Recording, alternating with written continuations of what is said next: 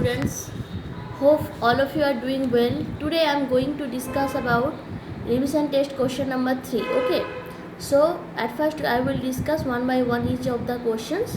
Okay, so let's see question number the revision test question number 3. That was full marks 15 and I am giving time for 45 minutes. Take the most appropriate answer. Okay, so 5 question is here. So what is the first question? Molecules of a solid, which option is the correct? Vibrate at their positions, move only when heated, move because they are loosely packed, bound, do not move at all. Okay, so you remember students that in solid the intermolecular space is negligible, so that's why intermolecular force of attraction is more here, and so that's why the molecules are vibrate at their position when we are giving heat. That they are vibrate at their position, they cannot move from they cannot move from one place to another place. And one thing is that when you hit it, that only they vibrate at their positions. Okay, so so this option is the first one is the correct one, the vibrate at their positions. Okay, so let's see question number B. The force of attraction between two similar types of molecules in call. So the force of attraction between the force of attraction is two types, addition and cohesion. So for two similar types of molecules is called cohesion. So option 2 is that correct one. Let's see question number C. The temperature at which a solid changes into its liquid state is called.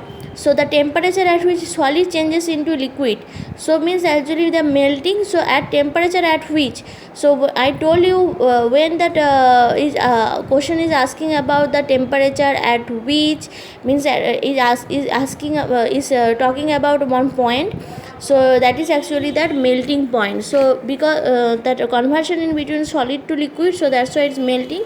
But the temperature at which, so that's why it is talking about the point, so it is a melting point.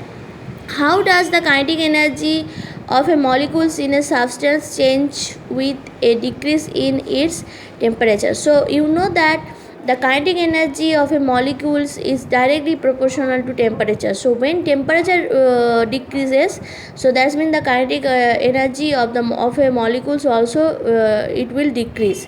So option 3 it decreases is the correct one. Let's see question number E. The state of matter in which the kinetic energy of the molecules so small that they cannot overcome the intermolecular force of attraction between them. So in solid actually the kinetic energy is very small because the molecules intermolecular space is negligible, intermolecular force of attraction is more, so that's why the molecules cannot move from one place to another place because that they are not moving, so that's why the kinetic energy is very less or small. So that's why that kinetic energy that they cannot overcome the intermolecular force of attraction. Okay, so option A is the correct one, solid. Now question number A. In convection currents, hot molecules rise up, cold molecules sink down, molecules actually move from their place. Okay, so in you see these three phenomena will happen in convection currents. So that's why in convection currents hot molecules, we know that hot molecules rise up, cold molecules sink down, the molecules actually move their place because the hot molecules rise up and cold molecules sink down, so that they actually move their places because this is a convection current. So this is a transfer of convection, heat transfer of convection by convection, so that's why the option is that all of these. So that last question's option is that all of these, so all three things is happen in convection current. So let's see question number 2. Solve the following numericals. Okay, so first one is our a bullet from a soldier's handgun travels at 300 meters per second. So you see that directly is not given in the questions what is the velocity of that handgun, bullet, the velocity of bullet is not given, but information is given travels at 300 meters per second, so means it is a velocity 300 meter per second, and has a mass of 0.03 kg. So mass is also given, velocity is given. So what is your questions is asking about what is the kinetic energy of the bullet. So we know that what is the expression of kinetic energy, half of mv square. So you simply write down v is equal to 300 meter per second, m is equal to 0.03 kg. So as we know, kinetic energy is equal to half of mv square. So instead of m you write down 0.03 kg and v you write down 300 square. So after calculation you will get 1350 joule. So you convert it into kilojoule. We know that 1000 joule is equal to 1 kilojoule equals to 1000 joule. So after converting in we will get 1.35 kilojoule. Okay, so let's see question number B. Find the gravitational potential energy of a object that has a mass of 12 kg and is 4.8 meter above the ground. So you see here mass is given and height is given above the ground. So we know that ground we always consider as a reference level. So height is given 4.8 meter.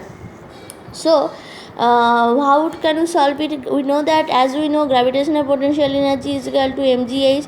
At first you write like this way: m is equal to 12 kg, h is equal to 4.8 meter, and g is equal to, we assume gravitational acceleration due to gravity equals to 10 meter per second square. So g is the acceleration due to gravity.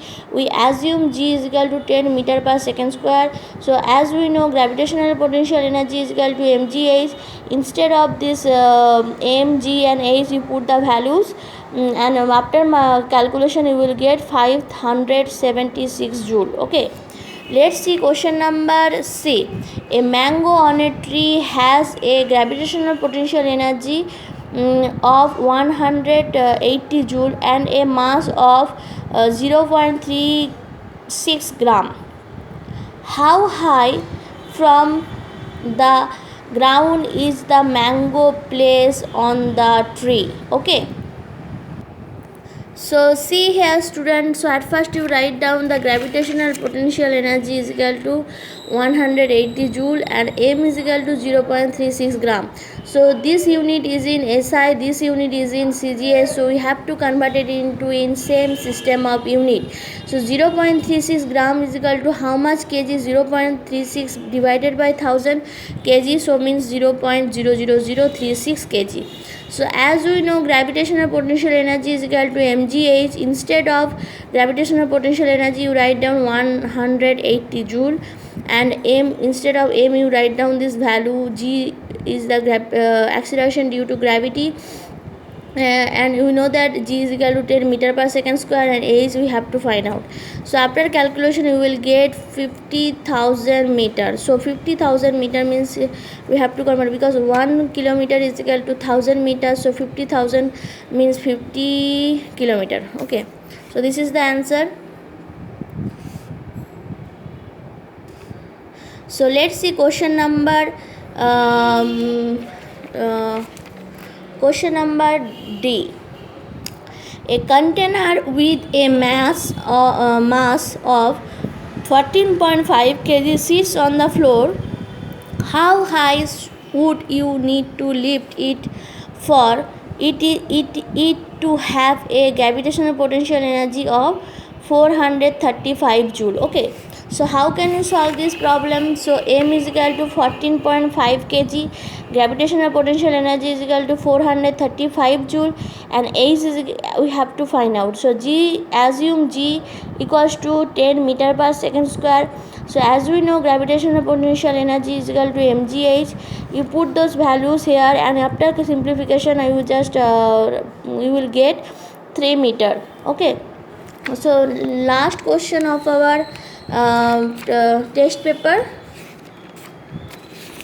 Say a 1 kg choco pie was hit on a wall. The kinetic energy of the pie is 32 joule. What was the speed of the pie?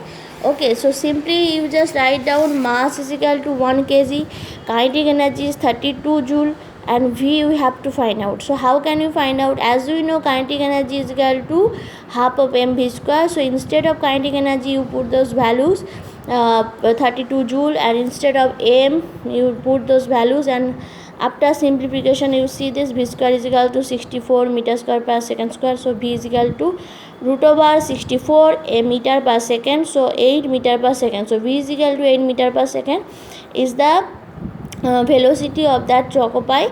Okay, so this way you have to solve these problems. Okay, student, this was the last test on those two chapters, energy and matter. So next day I will start the new chapter, physical quantities and measurement. Okay, that chapter I will discuss, I will start it from next day. Okay, on Thursday I will start it. Okay, thank you student, bye.